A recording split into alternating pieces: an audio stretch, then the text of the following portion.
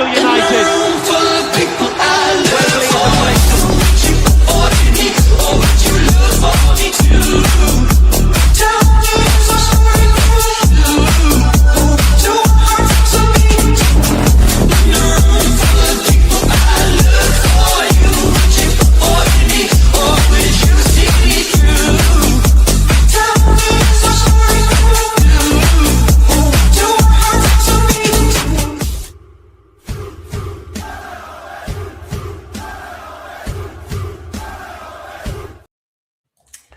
Good evening, everyone, and welcome back to Loaded Mag NUFC. The big match preview is here, and we're here to talk about it all this evening. It's a big game at the weekend, St James's Park, Chelsea at home, back to Premier League football after that nightmare on Sunday. But we are in a semi-finals, Daz, and still buzzing about getting through in that last-minute goal against Fulham. Still buzzing, and even in the intro there, Barnes scoring against Man City. Hopefully we see some of that again as we go into the new year. All good with me, Pete. Great show last night. Then we did another, it was like a show, a 2-hour chat after that. So it was pretty late when we finished up last night, but all good with me. Looking forward to chatting to Charlie. There's a few topics that come up today as well that we might touch on with Chelsea. But how about yourself? Yeah, not too bad. Not too bad. One more day to go, and then done for Christmas. So we're nearly there, nearly there. Just clawing that last final stretch. But it's all good because we've got football to look forward to at the weekend. And of course, we've got the main man to come on and discuss it all. We've got the Blue Brothers CFC Charlie in the house. So let's welcome him in. Welcome, Charlie. How are we doing? Good. Yeah, I'm good. Yeah, good to be back on as always, boys. Great stuff. And we did miss you on the top table talk midweek. I know you were at the game, so we'll talk on that. And initially, obviously, there was talk that the performance wasn't that great against Cardiff, but you got the win. But more importantly, the semi-final draw. Like, what are your thoughts on that? Yeah, I'm reasonably all right with it, to be honest. From a selfish perspective, it's good to avoid another trip a long way away. We've done a lot of traveling recently, so from that point of view, I'm quite happy that it's going to remain in London. But yeah, no, look, I think if Crystal Palace can beat Arsenal, which is not beyond the realms, then that would be a very good draw. And also, you know, an opportunity to dump Arsenal out of a competition is never one to be missed out on. So yeah, I'm quite happy with it. I'm glad to avoid City. I would have definitely taken a game against you lot, but yeah, I'm quite glad to avoid the travel on that one, as I said. So yeah, I think it's a good draw. I think there could be, you know, some good games over the two legs in both ties, and then either way, there should be a pretty decent final come the end of it. Absolutely.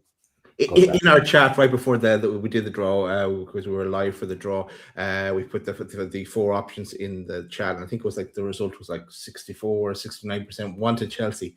I mean, it probably would have been interesting. Would have been interesting because our record at St James's is bad, and then your record at Stamford Bridge is awful as well. So you know, it probably would have been who wins by the most at home would have gone through. Exactly. Yeah, absolutely, and that has been the common theme, and we'll get into that in just a second. I want to talk about Chelsea, though.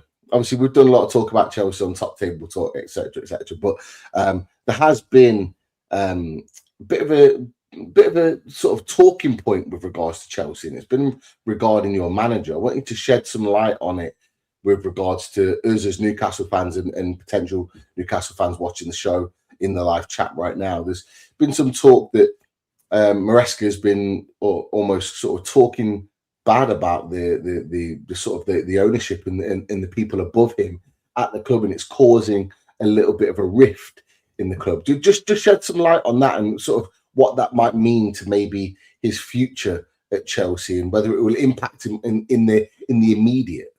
I mean, I won't bore everyone with the proper ins and outs of it, but essentially, obviously going back to the summer, the window was poor. It was very evident that he wasn't happy with what happened in the window. Wanted a centre back. Publicly said he wanted a centre back. Didn't get one. He wanted a more creative sort of 8/10 type player. They gave him Bernotти on loan. We weren't happy with these things. He wasn't happy with it. Everyone sort of knew that. But we're going along for the season. Mixed starts, some good results, some poor results along the way. And then he kind of took people by surprise a little bit after the Everton game where we'd ended a 4-game winless streak, and he said his comments about it being the worst 48 hours he's had since he's been at the club. Didn't really elaborate on it too much, but essentially I think most Chelsea fans knew what he was getting at in regards to how he's feeling a lack of support, essentially in respect to the rotation policy. So look, we've made a lot of changes this season. The rotation policy has been reported many times. It's kind of a club-wide policy. It's like endorsed by the club actively to rotate the squad. Look,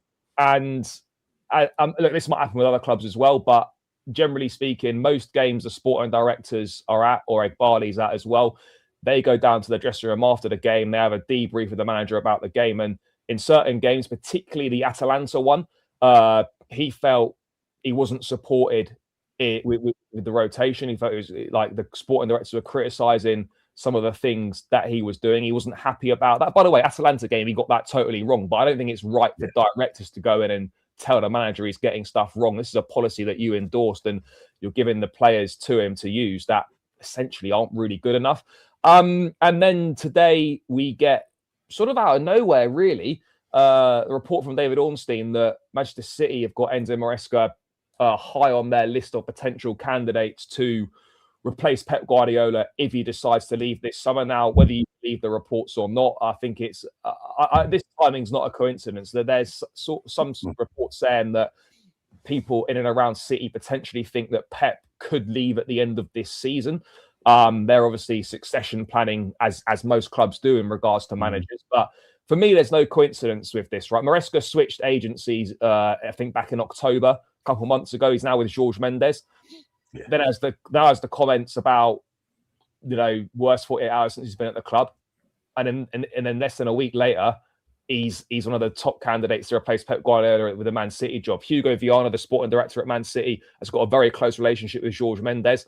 And so all kind of little things are piecing together here and kind of adding up. And really, the ball's in Chelsea's court. I mean, the way that I'm looking at it is Maresca's sort of and Mendes have played a bit of a blinder here, because if Maresca gets what he wants, we all win. He gets backed, he gets the bigger say, he gets the players he needs, and we're going to be hopefully more competitive.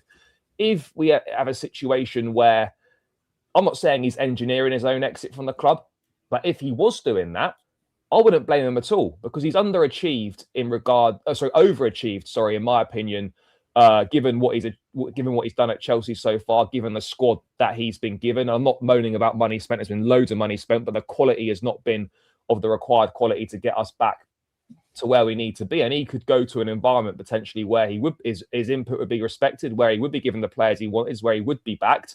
And I can understand why that would be appealing. So yeah, there's a few interesting things, and ultimately it's going to come to a head at some point, because I'm pretty certain Chelsea won't make a change mid-season.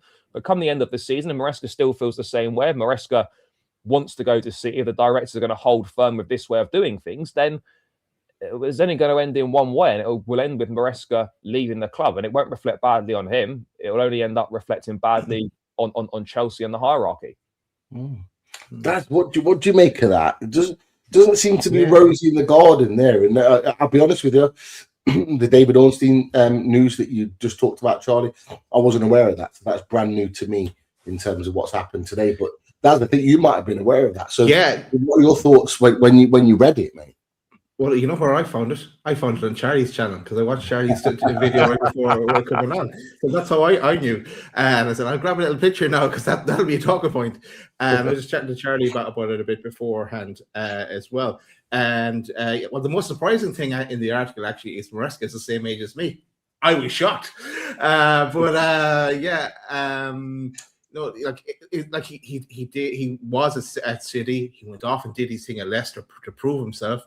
He got the job at Chelsea. He's doing a good job there as well. Obviously, Club World Cup champions and all that, Charlie. But yeah, so like, you know, is he going to come home? Is the question then? If City is his home to go there? So, but yeah, and yeah, you're right. It is win-win in a sense. Like, you'll get a big payout if he was to go. You don't want him to go, but or else he gets his own way and he gets what he wants in the transfer window. So yeah, look, it has to play on for another while yet. And I know it's one of the questions in the chat. And I know it might go off the topic slightly, but it's what we touched on ourselves, Charlie, is it comes from Tom. He says, who would you like to come in if he was to leave? I mean, I'm not really even thinking about that. I don't want to think about going through a process of another manager starting again, going through all the same issues again. Like, if Maresca walks out and he goes to Man City or whatever, he might as well just forget the project and just, I don't know, go and take up something else, because it's just so tiring and tedious. So right now, I'm not really bothered about thinking about another manager. I know exactly what the shortlist would be. It would be Liam Rossini at Strasbourg. It would be someone like Cesc Fabregas would probably find himself on that list. I mean, Kieran McKenna was on the shortlist last time. Whether he still features highly in the thinking or not, I'm not too sure. Someone like Roberto De Zerbi has been spoken about in the past. There's no way an explosive character like him is going to go into Chelsea under these directors and last a season before he falls out with someone. So look, those are the kind of managers that would be on a theoretical shortlist if Maresca does go at the end. But I think it's still a big if, that there's 5-6 months to try and repair this internal issue, to repair this relationship, and then we go from there. Ultimately, Maresca's made his stance very clear. Continue to pick the results up on the football pitch, and it's over to the hierarchy to decide what they want to do. But now we're going to find out how much they actually want to keep this manager. That's what we're going to find out. No, you're absolutely right. It's going to be a real test of their sort of leadership skills, of whether they can manage this situation. Because the Chelsea of old would have gone, right, okay, fair enough, go and just replace, because that's what's been. It was a bit of a revolving door under Roman Abramovich. Yeah, 2 or 3 years cycle in and out, but it seems like this ownership wants to do it a little bit different. But in order to keep him, they've got to be able to satisfy him and give him what he wants. That's probably down to bad recruitment, bad spending previously before him with the other managers, and they're now having to be really tight with it. But there was another question. I think Daz, you might have put it up on the screen just a second ago here. Yes. So we've talked about the directors. What are your thoughts on them in general? Obviously, we've talked about their lack of spending. I've just mentioned it, all the rest of it. But what is your overriding feeling towards them, Maresca aside? What are your feelings about what they're doing at Chelsea? I mean, they're doing exactly what the ownership have mandated them to do. They're carrying out, the model that the ownership want to implement. So in the club's eyes, they're doing a very, very good job, which is a massive part of the problem in itself. In terms of my thoughts on them, look, they've done some good business. We have signed some good players. I mean, obviously, you could say, well, purely on numbers, the more you sign, there are going to be some that work out. But I feel it very much feels like they're kind of still dining out on the Cole Palmer type signings, on the Malo Gusto type signings, Pedro Neto to a certain extent. It feels like they're sort of dining out on those. And ultimately, I think they're way too involved in what's going on the pitch. And they sort of need to check themselves a little bit in terms of what they're doing here. You're giving a man. Look, I would give them credit for hiring Maresca, because I think they've hired a very good manager, someone that will go on and be part of the next wave of managers over the coming years that will be in the top jobs. But yeah, for me, mate, I'm not a massive fan of them. But ultimately, that doesn't really matter, because they're not going to go anywhere whilst the club is operating this model. Because, as I said, they're doing exactly what the ownership want them to do. Yeah, it's going to be an interesting one to see how this develops and how it moves forward. And as well, the Maresca one is one to keep an eye on. I think it's a really interesting link with Man City. And I think it tells us more about Man City than it does even Maresca. That they've got an idea. They might have been given some sort of notice that Pep. Oh yeah, there'll be something that doesn't come out without someone either at City or someone from Maresca's side saying it. That should be definitely taken more of that news should be hitting City harder than it would Chelsea, if that makes sense. But sorry, so, yeah. I was because we kind of talked a bit about this with Martin as a Pep replacement, and he was pointing towards Vinny in Bayern Munich. So interesting that they haven't even thought along those lines. Let's say. Yeah, absolutely. Let's talk about Chelsea then, in terms of the Premier League. We'll have a little bit of a discussion on that. I know we've talked about them before being, a little bit up and down, but I'm looking at your record at the moment in the sort of the last 5, won 2, drew 2, lost 1. A little bit inconsistent there, but you're sitting in 4th place on 28 points. You're not doing too bad, and you're in and around where you said at the start of the season you'd expect it to be, because I think you said you were aiming for top 4, potentially pushing top 3. Am I right? Yeah, I said at the start of the season I thought we'd finish 3rd. We're 5 points off 3rd at the moment. I think we've probably got a few less points on the board than I would have expected, given the fixtures we had at the start of the season, given the points that we've thrown away, which we shouldn't have done. But look, we're in touch. We're 8 points off the top. I think we're 5 behind Villa and 6 behind Man City. We're not a million miles away. As you said, inconsistencies are the problem, and getting up for the smaller games is still quite an issue that we need to get over as well. But overall, I think it's been, look, we're in a cup semi-final. We've still got a chance of finishing in the top 8 of the Champions League phase, and we're in the top 4 right now. So whilst you always want more points, whilst we should have more points, whilst there's been some disappointing performance, the manager's got things wrong, the players haven't played well enough on certain occasions, it's all right for where we are currently. It's okay. I think it should be a little bit better, but it's not disastrous. So you mentioned to us previously on Top Table that if you were able to beat Arsenal, you'd maybe revise yourself being in a title race. Obviously, you didn't beat Arsenal. You both took a point, and then you've obviously moved on from there and got a win against Burnley, which I believe was the last game that you played. But from your perspective, is it still as was? Top 4 is the aim. Keep pushing. Have you got a particular aim in terms of any particular trophies? Is there one you got your eye on? Maybe the Champions League. Any trophy, any trophy will, for me. I mean, the one that's available quickest is the Carabao Cup. So eyes on that one first, and then we go from there. Like, the Premier League's not happening. FA Cup, you never know.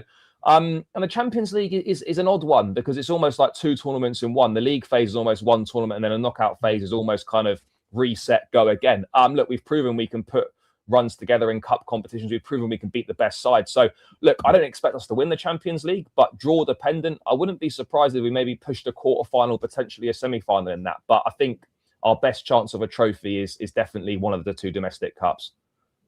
See, that's what I was doing there. I was steering you away from the Carabao Cup. No, mate, I need a Carabao Cup. It's been 10 years since I had a Carabao Cup. We'll see you in the final, so Charlie. I would enjoy that very much. It could well be. I mean, it could be. What do you make of our draw then against Man City? It was probably the one draw that most Newcastle fans thought we'd get, but didn't want us to get. Is that, in your opinion, a step too far for Newcastle? Do you think over the 2 legs, Man City will have too much for us? Obviously, they're looking good at the moment. They are looking good. I mean, look, you've beaten them at St James's Park already. I wouldn't worry about the game at St James's. I'd probably be more concerned about the one at the Etihad. I don't think your record is particularly good there from what I can remember. I might be wrong. I don't know what way round the legs are either. But, yeah, look, I don't think it's impossible for Newcastle to get through. It's not insurmountable. We knocked out Arsenal over 2 legs last season. If I was Newcastle, look, it's probably the draw you least wanted, but it's still, you still got a very, very good chance. It depends, when those games fall, like what's the situation with injuries, what's the situation with kind of the form, how many fixtures, sides have been playing and whatnot. So, look, you probably didn't want this draw, but I think you've absolutely got a decent chance. Yeah. You had any more thoughts about this, Daz? about the Man City draw? Are you feeling more optimistic today, or still a little bit like it's going to be a daunting task?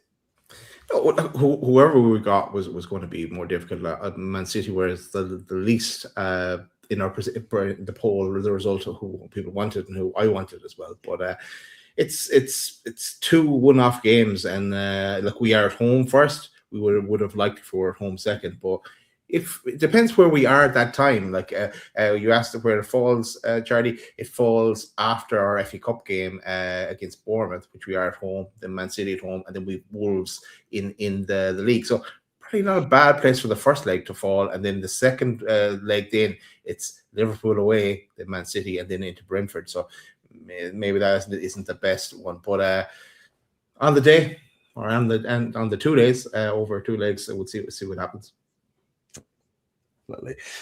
We've got a few questions for you, Charlie. So if we ask you a few questions, and then I know you need to shoot soon, we'll get you to do your predicted first 11. Yeah, of course, mate. All good. And then we'll see it out. So Daz, I know you've been keeping a tab on some of the questions in the chat. So any good ones out there that we can throw up? They're all good ones, but they're always great. I'll go over the chats with. There's some for us that we'll circle back around to, and in the Newcastle. But yeah, this one I suppose in the manager team and keeping with the theme of what came up about Maresca and on our top table talk discussion, because we went around the panel at the time and we did a big long discussion around Eddie Howe and that. But Harper asked the question: would you take Eddie Howe? And if that was to happen, play out the scenarios, and if not, why not?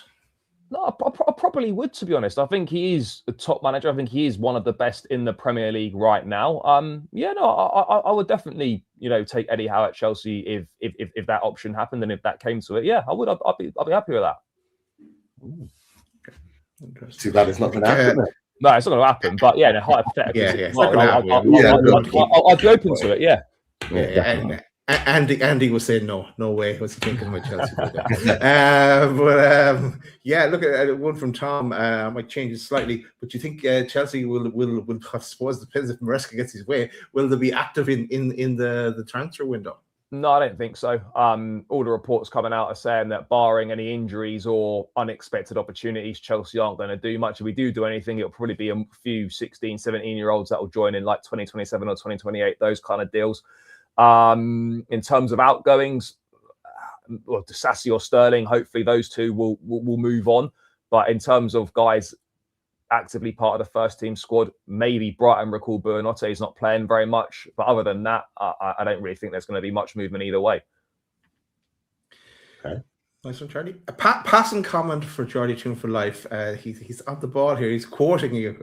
He says, Charlie, I'm sure I heard you say on Chelsea Fans TV, Newcastle is not a big match anymore. Definitely haven't said that. That wasn't me. No, I've definitely not said that. Mistaken identity.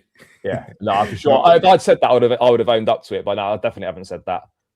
Probably is Don on there, or is it Lewis? Sometimes Don's on there. Yeah, Lewis. Yeah. I mean, could have been one of them, but yeah, no, that's definitely not me. Oh, interesting one here. But I'll go to this first from Iniesta. He goes, Fofana and Reece haven't been injured for a while. Can you explain what Maresca changed to keep them available for a longer time? Look, it's not just down to the manager. It's obviously down to the physio department, the sports scientists, performance, all that sort of thing. Essentially, look, Reece, when he was coming back, he played a lot in midfield because it's less taxing on the body than it is in the fullback position to start with.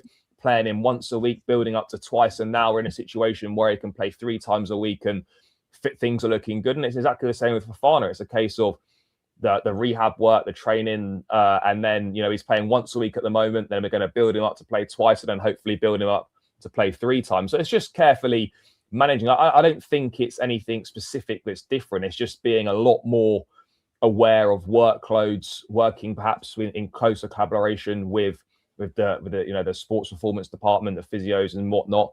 And it seems to be working well, and it's good that we're not rushing players back anymore. And when players are coming back, that they're coming back and they're staying fit.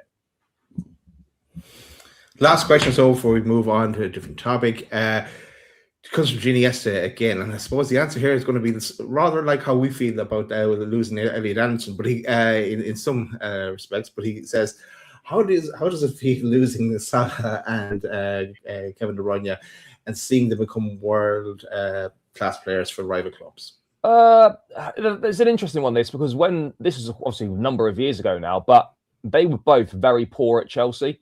And I think at the time there wasn't really any disappointment in them going at all. There wasn't really any indication that from their performance on the pitch at Chelsea that they were going to go and achieve what they did. It would have hurt more if they'd gone directly to Liverpool and Manchester City and done what they'd done. But obviously, Salah went out to Roma, to Fiorentina before coming to Liverpool. De Bruyne went to Wolfsburg for a couple of years and whatnot. So look, obviously, it's majorly disappointing. And it's one subsequently that obviously we've got wrong. And players that are involved when they were there said that, they probably should have given them a bit more of a chance. But I think at the time, there wasn't really much of an issue with it. It's always disappointing, but it would have been worse if they'd gone directly there and had the success. Totally. No, completely understand. Cheers, Charlie. Pete. Great stuff. Next Right. section.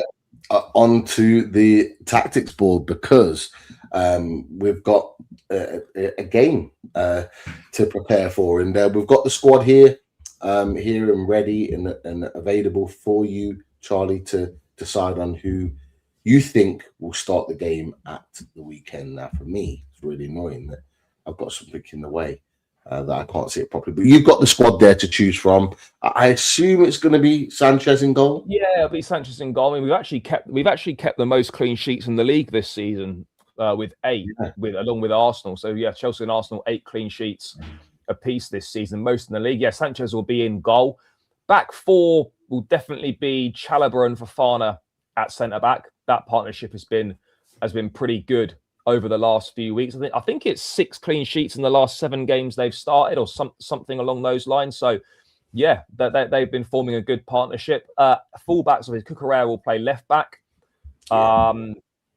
And right back, I think, will be Reece James. I know there's been a tendency to play Reece James in midfield, but obviously Caicedo's back from his domestic suspension now, so he'll go into the midfield. I suspect it'll be Caicedo and Enzo Fernandez in that pivot. And Caicedo back is going to be massive for us, because obviously he's been missing for the last 3 Premier League matches. And so, a timely return. I've got, hold on. 25. 25. No, it's not that. It's I've got players in the squad that are no longer at the club, and Chilwell's on there. There's only a few. It'll be Caicedo and Enzo Fernandez. Yeah. No, it's all right. I was just going through the squad, and I was like, hold on, I've got rid of these already. Chilwell, I remember taking Chilwell off. I remember taking Chilwell. Yeah. Others, so just ignore them at the bottom. But I did. I wonder why that's not saved. Anyway, we'll move. Cole Palmer will play as number 10, which is great for us. How's he been since he's come back into the team? What's he look like? He came back against Leeds, played half hour off the bench. That was his first appearance in a couple of months. Wasn't particularly great, but to be expected. Bournemouth, he started, played an hour. Again, still looked a little bit rusty. But then against Everton, he also had an hour, but he looked a lot better in that game. He scored. He was more involved. Yeah. And again, it's just a case of him building his fitness back up, getting that match sharpness back. But yeah, I suspect, again, this should be another increase in his performance levels compared to the match before. So yeah, Cole Palmer on that right side, in the 10, sorry. On the left, I imagine it'll be Alejandro Garnacho, who obviously can't mention in the week. It will, but it's not updated my squad, which is really annoying. So I'm going to have to override some of these players. So Mudryk, I think, is a safe one there too. Yeah, what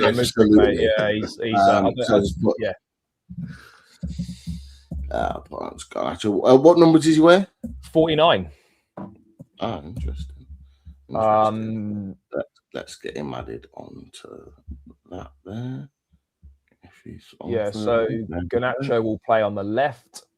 On the right will be Pedro Neto, who's having a brilliant season. I think he's probably been one of the best wingers in the league so far this season. The one criticism I always had of Neto wasn't enough output. Now he's added some good output to his game this season. Goals, assists, and he's a really important player. Both ends of the pitch, works hard as well. So yeah, we'll go with him on that side. Obviously, Estebal's injured, so he's going to miss that game. Yeah, what happened there? What happened there, Charlie? I wasn't aware. Yeah, well, he wasn't in the squad for Cardiff, which is a bit of a surprise. And then obviously Maresca confirmed afterwards he had a small muscle issue, so he obviously missed the Cardiff game. He's going to miss this game. Hopefully he'll be back for Villa. I mean, it must have been something that happened in training, or maybe something that happened towards the end of the Everton game when he was on the pitch. I'm not sure, but yeah, he's obviously missing, which is not ideal. We obviously haven't got Liam Delap either, so I would then expect Joao Pedro to start up front. Yeah. I'll put Pedro up there for that reason. Okay, interesting team. Dad, just your thoughts before we let Charlie go on that team. Any of the big worries for you? Well, midfield is obviously that they're doing really well. Fernandez has scored a couple of goals this season. He's kind of popping up in the right spot to finish. Cole Palmer back now is danger man, and he scored at the weekend. Garnacho, we've seen score against us at St. James's Park, Pete, of course, but he was on the opposite wing at that day for Man United. And Pedro, who we wanted in the summer, strong. Maybe the weakest. Maybe the defense is maybe the weak point. But up front, if I was Chelsea, I'd be trying to get an out-and-out striker, because João Pedro is an excellent player, but not the out-and-out striker. I mean, it hasn't worked out yet. If Esteval was fit, I personally would have had Pedro Neto down the middle as the false nine. I would have played Esteval on that right wing with Garnacho, like we did against Barcelona. I would have probably gone with that, but Gittins is not playing well, and there's no Esteval and there's no Delap, so it probably is going to be this. But if Esteval's available, I would have gone Neto down the middle. Yeah, he could definitely play that role. He's played that role before as well. That false line. So, but you got lots of room to maneuver with players there. You got a talented squad. As I said, that midfield is really, really strong. I do worry about your fullback positions, because they are also equally very strong. Cucurella likes to arrive into the box and nick a goal. You know what Reece James is like with set pieces, but also his quality and delivery. There's a lot of dangers there across the board for Newcastle United to be really, really worried about. And there's a few players there like Reece James, like Cole Palmer, that weren't necessarily up to speed and fit and firing the last time we played you at St. James's Park. Obviously, we got the win in the end, but there's a lot to be concerned about going into that game. But just before I let you go, Charlie, and firstly, thank you for coming on and taking the time, finding a space. I know it's been has been a busy evening for you so far. But what do you think your prediction's going to be? And additionally, are you going to be at the game? Yeah, of course I'll be at the game. Yeah, we'll be there. We'll be there in the gods, looking down bird's eye view. Yeah, mate. Look, this is probably our best opportunity to get a win at St. James's Park in a number of years, given sort of the mixed form that you guys are on. I know you got the win in the week in the Carabao, which would have been a big confidence boost. But yeah, I'd love to say we're going to win, but it's difficult for me to predict a win based on what we're like at St. James's Park early kickoff. I'm going to go for a 1-1 draw in this one, but I do believe we have got it in us to get a win. But yeah, I'm going to go 1-1. Okay, 1-1. On the fence, Charlie. It is a little bit on the fence, but I do think it probably will be a draw. Yeah, and to be fair, you said that on your preview on your channel as well. You said so. You stuck to your guns. I've not flip flopped. No, no. We'll leave that to the others to do that on the other streams. But Charlie, we'll let you go, mate. Just before you go, tell everyone where they can find you. Although Genius has put it in the chat anyway. Yeah. Literally find me at Blue Brother CFC, and you can also find me over on Chelsea Fan TV doing a few things as well, guys. Legend. Cool. Have a cracking night, mate. You take care and speak to you soon. Thanks, guys. Appreciate it as always. Enjoy the rest of the show. Cheers. Top man. Take care. Nice one, guys. Great to have Charlie on. Brilliant stuff and really good perspective on Chelsea, as always, Daz. But we've got our own matters. And we've got to pick the bones out of somewhere from a defensive point of view, because we are absolutely down to the bare bones. But yes, we sure are. We'll find a way of powering through that. So talk to us on what you think the team might be on Saturday against Chelsea. I've got the buzzer ready for myself if I need it, because Chris isn't here and he will be watching this back and go, no. But yeah, look, let's go. Let's stick with Ramsdale in goal. And like there's talk of Nick Pope. Nick Pope is on his way back. He's on his way back. We haven't seen him. He hasn't even been on the bench. So Ramsdale hasn't done too much wrong. So yeah, Ramsdale gets a nod. Defense is a problem here, isn't it? Okay, let's go for centre backs because that's kind of easier. It's Shar and Malik Chow. Yeah, absolutely. They did well in the most part. I don't think they really put too much of a foot wrong, and both really progressive with their passes. I know we talked about it last night on the reaction show in the cup draw, but very, very.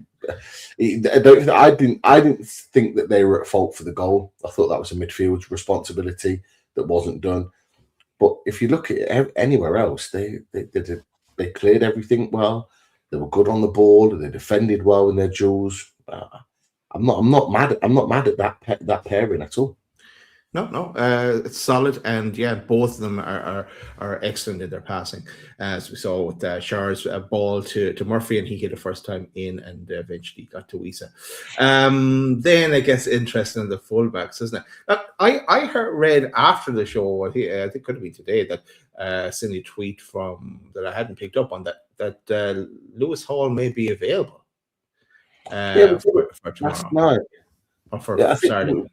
Yeah, we did. I think I read it out last night when we were covering it, but it might have been in passing. It was said that Lewis Hall had more of a chance of being available for the game. It's not guaranteed. I imagine we'll find out more tomorrow from Eddie Howe. But yeah, they were saying that Lewis Hall has a better chance out of the two fullbacks to be available for the game on Saturday. So whether that sways your vote, who knows? Well, he's going to have a very hard time displacing Alex Murphy, of course, because Alex Murphy goes straight in. No, I'm going to put in Lewis Hall because hopefully Lewis Hall is available. He's even on the poster for this show because he was playing out of his skin first. So, and if he is, he wouldn't have played last night, so he'd be rested. If not, you'd hope he's fully fit. Actually, another point on the Chelsea squad, I looked at their team that they played against Cardiff, and none of these players were playing, apart from Caicedo. They rested everyone, so they're totally fresh going into this game. But then let's go to our right back spot, and we don't have Tino, but I don't believe we will anyway. We don't have Trips. We don't have Kraft. It's going to be Miley. I think it's going to 6-7 is going to start at right back again. And like he had a great game, and he scored the winning goal first. He's not a right back though, and he does tend to drift into midfield. Maybe that was by design with the fullbacks pushing up and kind of they were going in one at a time into midfield. But look, he's done the job first, and he deserves to be as a place, if not midfield, in sticking him in right back. No, I agree. Yeah, absolutely. Talk me through your midfield then. Any changes from Wednesday, and who and where? From yesterday, so I'm putting in Tonali back in and then number 6. Look, he came on. He was solid. He was trying to see out the game. You just hope he's fully fit. He only got 20 minutes or so yesterday, so he should be good to go. Hopefully he's returning to himself. So Tonali gets the nod there, and then I'm going Bruno and Ramsey. Is who I'm going next to midfield. I thought like. Bruno is Bruno, our captain. He starts every game for me. And Ramsey, I thought he did really well. He was quick. When he had the ball, he was quick to release it. He got the challenges in as well. We can't see more from him. I remember in another game, he went in a nice little run and someone took him out of it as well. It wasn't the game yesterday. So I think, he's slowly stepping up, and he could be the next one that we kind of see stepping up and stepping into a Newcastle jersey and hopefully nailing down the place. So yeah, that's who I go with in midfield. Excellent. And your front line, who we're going for? Obviously, the big question will be around the striker, whether we had a little bit of a brief chat on this last night. Reactions: would we go with, I think I asked you boys the question: would you start Jan Wiese again on Saturday? Just 48 hours, or just over 48 hours after he played 70 odd minutes against Fulham. What's your answer to that? My answer is the same as last night. I haven't changed. I'm going back with Wiese in number 9 spot. No, not Joe Willock. Wiese, as I have the picture up here on screen. You can't see that, Pete. But yeah, Wiese gets the nod up front with Big Nick on the bench. But Big Nick to come on in the game as well. Look at Wiese played, I think, 70 minutes yesterday, so he is going to be tired, even though he didn't look tired coming off. So Big Nick will get his shot as well. But starting with Wiese and the pace to get in, and he could have even scored more than one yesterday, Wiese. So again, he's getting a taste for it. So 1 down, 14 to go. So yeah, let him on the pitch, do his thing. Yeah, let him get those other 14 on Saturday. Why not? Yeah, why not? Bring it up. Bring it on. Finish off then. Right. Take it home. Right, it's pretty easy. Gordon doesn't get back in at left wing for me. It is Harvey Barnes. Harvey Barnes is placed he's nailed down to at the moment. It's his to lose and Gordon's to win back. And Gordon has to win it back, as we said last night, or he's not going to the World Cup. So he needs to step things up a bit, get back. At the start of the season, I was impressed with Anthony Gordon. He was fiery. He was everywhere, and then he got sent off in that Liverpool game, and he hasn't been the same since. He scored loads of penalties, and he's done things bad in the early Champions League games. But no, he needs to sort things out. And on the right, it's Murphy. Murphy who can supply the ammo to Wiese to finish, and we saw with the ball across, and there was a few, even though sometimes there was no one there when he does cross the ball, at least he's crossing the ball. So with it being at home, he gets in. And look, at this present moment in time, there's not much competition there because Alanga isn't playing great. Well, in time to come, that may change. That's the side for me. How about you, Pete?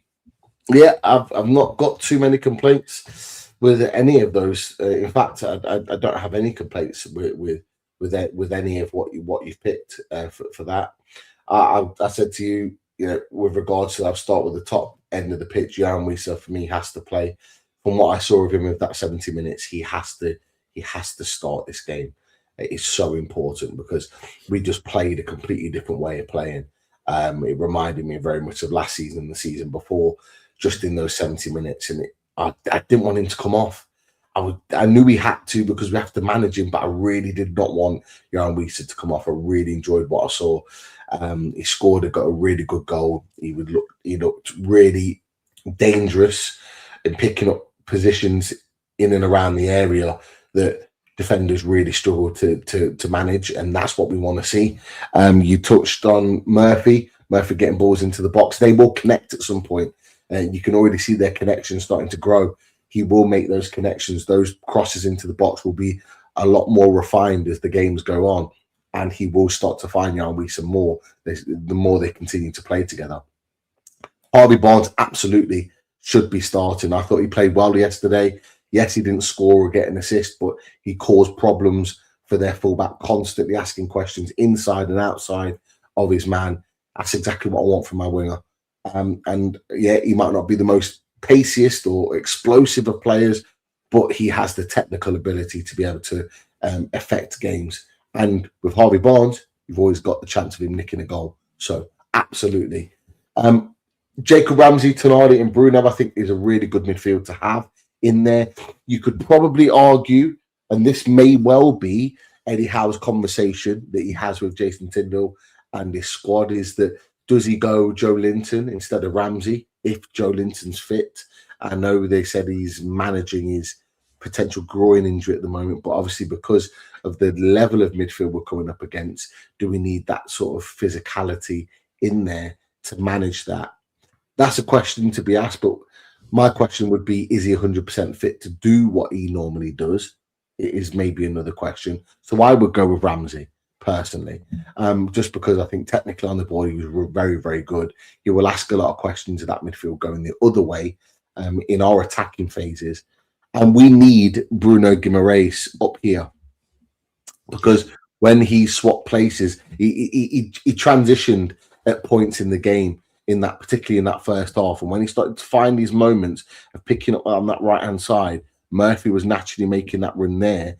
He was playing those balls into there. I mean, obviously the goal came from a different moment, but once we scored that first goal, some of these moments of that little ball in to Murphy here, and then we saw Wisa making that run in for that. And that's going to be a move that we probably start to see more often with Newcastle United if Bruno is playing in that position and Murphy and Wisa are playing more often. Go ahead, sorry. We saw Pete in the one that was offside where Anderson put the ball in the net, but it was that Bruno to Murphy. He was offside, but he crossed it in. So yeah, you can imagine, you can see that work. It's a bit like the days of the Trips and Miggy, kind of that kind of combo. You can see that working there. Bruno, he's a totally different player when he's in the 8 compared to the 6th. And same for Tonali. That they're the positions to suit them. Now I know they might want to rotate and look if someone will go up that someone tracks back and covers, but the majority of the time to stay in those positions would suit me. And what we might start to see, Daz, just while we're on the conversation, is a connection between these three here, Hall, Ramsey, and Barnes, maybe for the future, maybe for the rest of the season, potentially. And the reason being is because what we saw happening a lot, because Tino didn't have his best game, and what we were seeing in moments was Barnes in this sort of position, fronting up his fullback here. I can get it right, yeah. So he had the ball here, and it should have been Tina making those overlapping runs in there, but he wasn't. He was kind of staying quite deep. It was actually Ramsey making those runs in and behind, or underlapping him and going in between, and not necessarily getting the ball in there or round there, but he was making those runs to drag a midfielder over to open up some space in the team. And that's what we want to see from our midfielder, because our left-sided midfielder of the three is normally the most progressive. So we said that, or I think I might have mentioned it yesterday about Joe Linton. Joe Linton tends to play almost a little bit like a 10 in his starting position. And then for long parts of the game, it tends to be a little bit like this. So he takes up positions in this attacking area. And that's where you want Jacob Ramsey, because he will stretch the play. He'll get it in there and make those runs. He will overlap and create opportunities for the winger, and especially our winger like Barnes, who likes to cut in and then hit it from this area into that far corner. He can maybe open up those spaces. And, you know, we scored from that last season, because I think Bruno from that position scored the second goal at St. James's Park to win the game from that overlapping run, not necessarily a Ramsey, but the overlapping run can work, particularly against Chelsea. So there's a lot of interesting things within that. But go on. In honor of Chris Hall, who can't be with us tonight, he's playing soccer. Football, I should say. In Ireland, I have to say soccer because to differentiate between Gaelic football and actual football. Right, but let's press the buzzer. Because Chris at this point would say, devil's advocate, and say, what happens, boys, if Lewis Hall isn't fit? And to answer that would be Alex Murphy comes in, and throwing Alex Murphy in there against Pedro Neto is some challenge for the lad. Yeah, absolutely. It will be. It will be very much a sink or swim situation for Alex Murphy, but we're in a position where needs must. I mean, we're not even talking about the potential of Harris and Ashby being available, although he might not even be available to use right now. But we're just down to the bare bones. I mean, you look at that. I mean, Emil Kraft would normally have come in on that right hand side to offer something. He's out until the new year. Trippier out until the new year. Dan Burn, out until mid to end of January. Jamal Lascelles is back in training, so there could be at some point in the game that potentially happens, and we may then play somebody. It could be, say, for example, a Willock or a Ramsey as a fullback, for example. We push Miley up here, who can then progress forward. You have these two in the middle, and you might have something that looks a little bit more like that. Or, as we normally do, take him off, put another midfielder in the middle, and you might have something like that resembles this. I'll just, for argument's sake, put Joe Willock in there because he's been playing recently. You might have something that might resemble this if Jamal Lascelles is ready to come on. That's another possibility, but I would probably see that in game if we're winning, for example, and we become more tactically tight in that midfield. But that's just another potential scenario. That's not guaranteed to happen. But you don't want to happen then is that we switch to that when we're 1-0 up, and then what we've seen it too many times this season, that we concede when we've gone to like 5 at the back or 3 centre backs. But look, let's go with 4-3-3 and be positive going into this one. Yeah, definitely. I don't personally want to see that myself, but just with the players that we've got to manage the situation, that might well be a scenario that we use in game. But let's wait and see. It's going to be interesting. I do worry about that midfield. I do worry about, it'll be typical that Cole Palmer's not been great since he come back, and then all of a sudden he has a worldie against Newcastle and scores a couple of goals. So hopefully Tonali is on point and keeps him very, very quiet. He was very quiet. I think he came on off the bench against us back in the last season, and I think he was very quiet when he did. Caicedo, though, remember Caicedo in the first half playing right back and was really, really poor. But then he came into midfield second half and really, really ran the show, and he was very, very good. So I am worried about him affecting games, but should be a good battle. Lots of quality players. I always fancy Jan Wieser or any of our strikers to get the better of these two, because there is a mistake in them, as well as them being a mistake in Sanchez as well. So let's wait and see what goes on with that. But I think you put a couple of comments up earlier on in the show. It might have been Genie Esther actually put these comments up. There was an update with regard to the confidential involving Craig Hope. Craig Hope normally puts out a piece towards the end of this week, giving a little bit of an update or a little bit of an inside scoop of the club and what's going on now. I haven't titled them, but they're all related to topics that have been discussed today in the latest news. So I'll just play a little bit of bingo and pop one on the screen, and we can talk about them. So the first one is Asula on the comeback trail. It says, Will Asula has had his protective boot on his injured ankle removed this week, and it should be available by the 2nd week of January. Striker's not featured since the 2nd of December. So could that mean that he's back playing for Newcastle United 2nd week of January, or could that mean he's back in time to do his medical at another club in Germany to make a permanent move? What are your thoughts on that one? What does the chat think? Darby is an attacker. I think he's. It looks like he's off. Look, we talked about it in. Sorry, we didn't. It wasn't us that talked about it. There was discussions with Frankfurt and right at the end of the transfer window, and then we made the decision not to pull the trigger on it. And those talks have continued still. So it does look like there's going to be some kind of a deal with Asula going to Frankfurt or someone else. But and what that deal looks like, will there be kind of a buyback clause or some kind of way that if he hit the ground running and became a superstar, that we could bring him back again for a certain fee. But and if that's happening, then we should be bringing in another striker.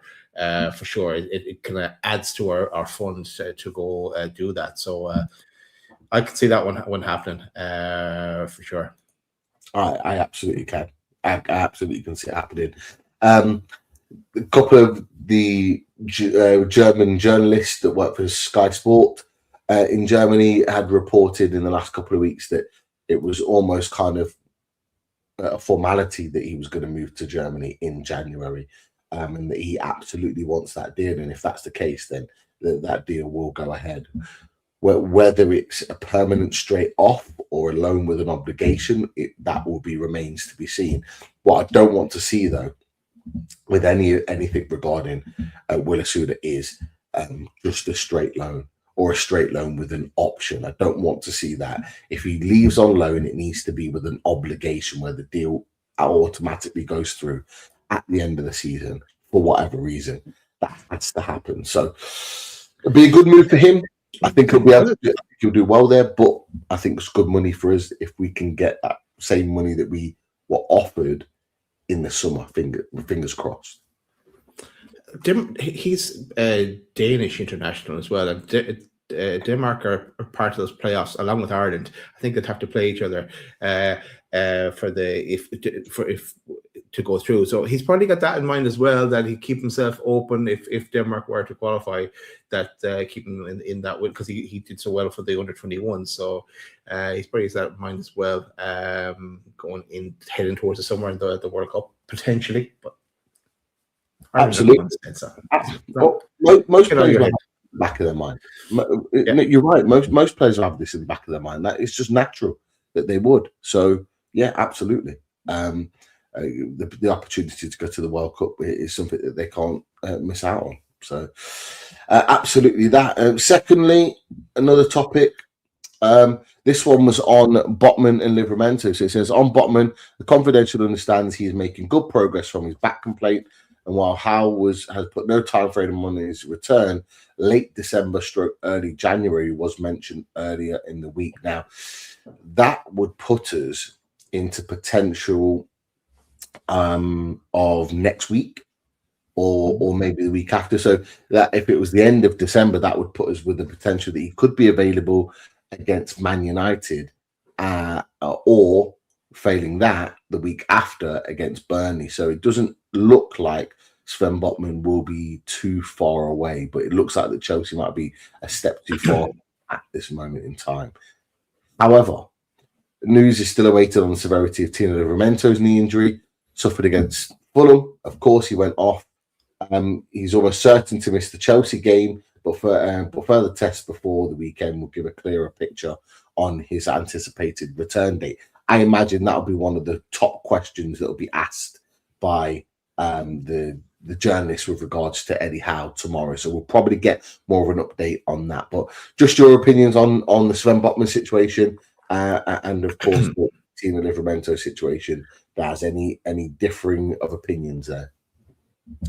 Yeah, I think we really need Tino back as soon as possible. We're fully fit and back with us, because it just what Hall and Tino offer. It took us out of the really dark period, even though we had to still have the derby to endure. But they make a difference to how we play. Botman as well. It's kind of the mystery what is actually going on with him. But like he said, if his career cope is saying in the December, started January, but 2 weeks ago they said Pope was nearly back, but we still haven't seen him on the bench. So I take it all with a pinch of salt as well. Look, they could be doing well and they have a small bit of a setback, and it could push it back again. So it's hard to tell when it's only when they're on the bench that we know they're back in, because Eddie's not putting them on the bench if there's any doubts about them. It might. I mean, with Nick Pope, I think if needs must, he probably would have been back sooner, because they did say he was stepping up training, so it wouldn't be at the realms of possibility to say that he has actually just been training. He's just been back in training, but where they've not needed to take a risk on him because they've got Ramsdale, and Ramsdale, as I said last night, I thought he had a good game. He had no chance for the goal, was not his fault in any way, shape or form. Distribution was very good. came and made some big collections. That was a big thing for me yesterday, and I didn't mention it on the show. That was a big thing for me yesterday. Late on in the game, he came out and collected a couple of really big takes, and went down to ground, held it on the floor, and just kind of soaked up that pressure and took it off the defenders. And that's the bit that's part of the element that I was missing from Ramsdale. That commanding of his area, we need that from him, because teams will use that to their advantage if we don't find a way of being commanding in our area. In the goalkeeper should be leading the charge on that one. So they were really important points to why I thought he had a good game yesterday. So if he can continue in that vein, do we really need to push, Pope back? I don't think we do, really. And he can get the proper time that he needs to make sure he's 100% before he does come back in the team. Because regardless of what we think, Daz, I do believe that when Pope's 100% fit, he will come back into the team as number one. I just feel like that will be the case, whether we want it or not. But that was definitely a positive. With Sven Botman, I think we need him back more than ever. Now we've lost Dan Burn. Obviously, losing both your left-sided centre-backs is not ideal. But this is why we went out and we needed to get a fourth choice or a fourth option of a centre-back, and that's why we got Malik Chow. And boy, are we glad that we got him, because he's always fit and ready. It seems to be always an ever-present, as does Shaw, to be fair. Shaw is normally always an ever-present too. So, we're lucky that we've got two ever-presents that are both playing at the moment, and fingers crossed, touch wood, that stays that way, because they are still two very dependable centre-backs to rely on. But the last thing I'll say on that before we move on is that this is my problem with Hall and Tino Livramento, is that they're so important and key, just like you said a minute ago, to this team, but they are very fragile too. Yeah. And this is what we are so desperate to go out and get fullbacks in this window, because we can't keep relying on them if they're going to keep breaking down for whatever reason. And the Tino one, it wasn't even a challenge. It was him just turning, and it was like he slipped and he turned, and his knee's gone. And it's like, how long can we keep relying on him if he's going to keep breaking down? Because he's only been back a matter of weeks, and he's gone again. So fingers crossed it's not too long. I suppose it's the nature of the position today. Like, they're not just sitting right back and left back; they're bombing up and down the whole time, and it's going to take its toll on them. So you do need to have alternatives as well. So that wouldn't be an issue so much if Trips. What's the story with Trips? Hamstring. Oh, okay. I think it was a hamstring. So it's the same. Who's got? So Hall's got a minor hamstring, but he did his hamstring in training before one of the games. I think it was just before. Was it before Man City? Because he didn't play against Man City. It's at the time Eddie Howe said minor, but we know that doesn't mean that minor could still be 6 weeks. 6 weeker is still minor in Eddie Howe's eyes, and it seems like it's going to be around that before he's actually back playing, which is disappointing. But again, you're looking at Crafty's pushing 30. You got Trips, who's 35. You got Dan Burn, albeit not necessarily his fault, but he's 34. You got these players that are just of a certain age now, where they are more susceptible to pick up injuries. Convert a Langa to a wing back and go buy another right winger, but he has to learn how to pass the ball. That's the only thing. Well, we could be waiting a while, Dad. We could be waiting. I'll throw these other two comments up from the confidential. Interestingly, links with certain players. So Keith Smith is a player that we know from AZ Alkmaar.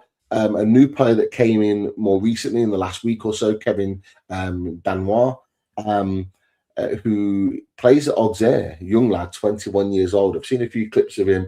I've had a brief conversation. I've had a quick briefing, Daz, with Lee last week on Kevin Danois. So he gave me a little bit of a lowdown on him. But two other names one of which we've talked about before. You've got Luciano Valente at Feyenoord, who's an exciting player, one that we've not talked about before, but he's come across in conversations with other clubs that have been linked to him that seems like a very exciting player. But Monaco's Lamine Camara, who we have talked about very fleetingly on Loaded Mag at NUFC on the Fully Loaded Transfer Show, he's an exciting player, Daz. He's an exciting player. Good technical player. So that's an interesting one there. This one. And the Toulouse defender, Dejan Mathali, if I'm pronouncing that right. And I believe he is their left back, if I'm right in thinking. Could be wrong. Yeah, he can play left back. Left back. Again, another player that I did ask Lee to fill me in on the groundwork on him. So no doubt Lee will maybe give us the lowdown if things progress on those ones. But it seems like we'll be active, Daz. Yeah, well, it does look like we're going to be active, and we need to be active as well.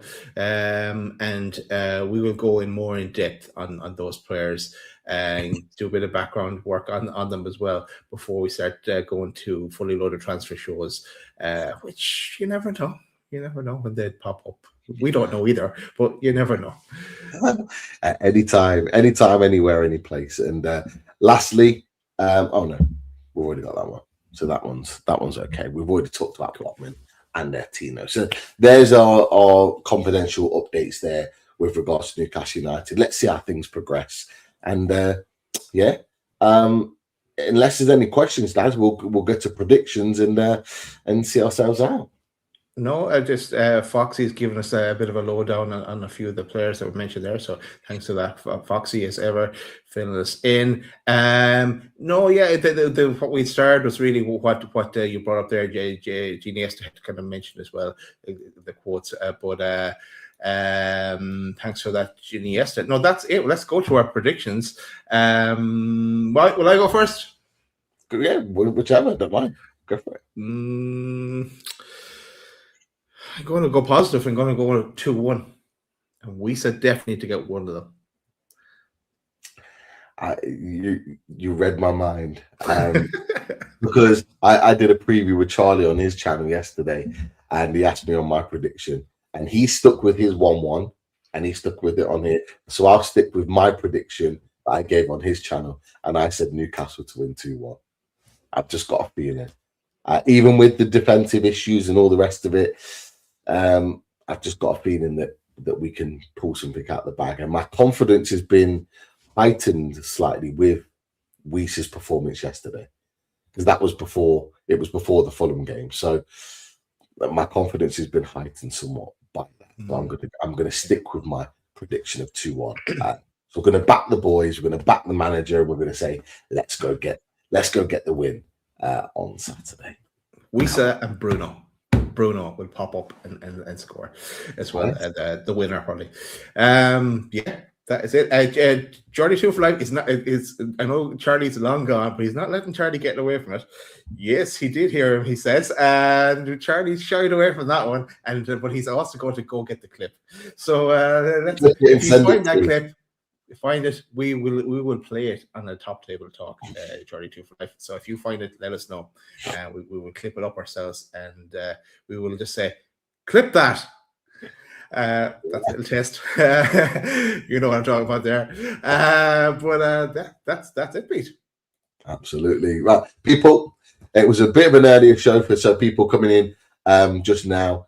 Go back and watch it from the beginning. Make sure, people, you all hit that like. We did get as many likes on the previous show because people were hitting the like. Hit the like on the way out. It doesn't take a lot, but it means a lot to us.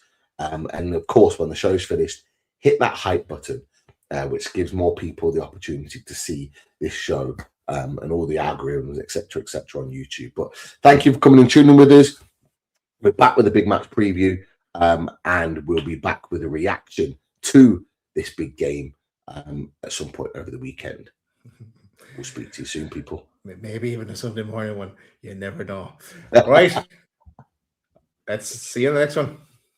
Take care, people. Cause sooner or later in life, the things you love, you lose. But you've got the love I need to see me through.